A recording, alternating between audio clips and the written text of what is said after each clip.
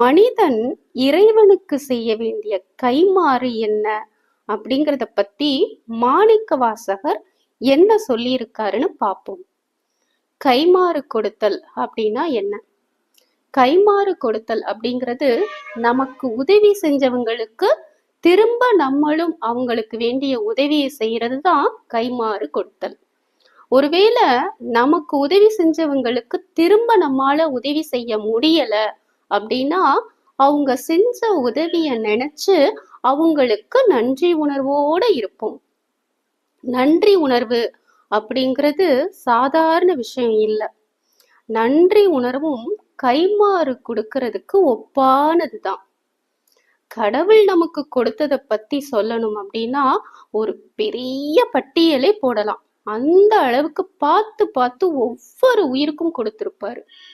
கடவுள் நமக்குன்னு ஒரு உலகத்தையும் அதுல வாழ தேவையான எல்லாத்தையும் கொடுத்திருக்காரு.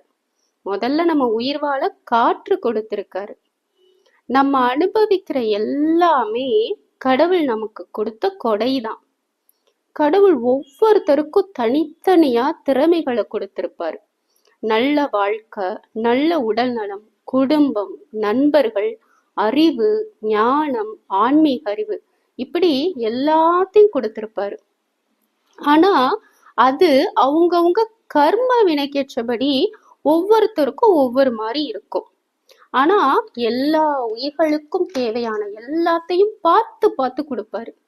கல்லினுள் இருக்கும் சிறுதேருக்கும் கருப்பை உயிருக்கும் கூட நல் உணவளித்து காப்பவன் இறைவன். கல்லுக்குள்ள இருக்கிற தேரைய நம்ம யாரும் பார்த்திருக்க மாட்டோம். ஆனா சில சமயம் மாம்பழ கொட்டைக்குள்ள ஒரு உயிரோட வண்டு இருக்கும். அதை நம்ம பார்த்திருப்போம். இது எப்படி மாம்பழ கொட்டைக்குள்ள உயிரோட இருக்குன்னு நம்ம யோசிச்சிருப்போம்.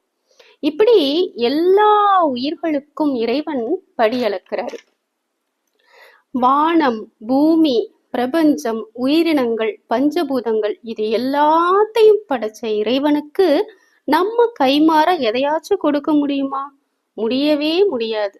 ஆனா நம்ம ஒண்ணு பண்ணலாம். இது எல்லாத்தையும் படைச்ச இறைவனோட பேரருள இறுதி மூச்சு வர நன்றி உணர்வோடு நினைச்சுக்கிட்டே இருக்கிறது தான் நம்ம அவருக்கு செய்யற கைமாறு. இறைவனோட இந்த கருணைக்கு மனிதன் செய்ய வேண்டிய கைமாறு அவனை நன்றியோடு நினைக்கிறது தான் அப்படின்னு மாணிக்கவாசகர் சொல்றாரு. கைமாறு கொடுத்தல் பாடலோட விளக்கத்தை பத்தி அடுத்த பதிவுல பார்ப்போம். ஓம் நம சிவாய.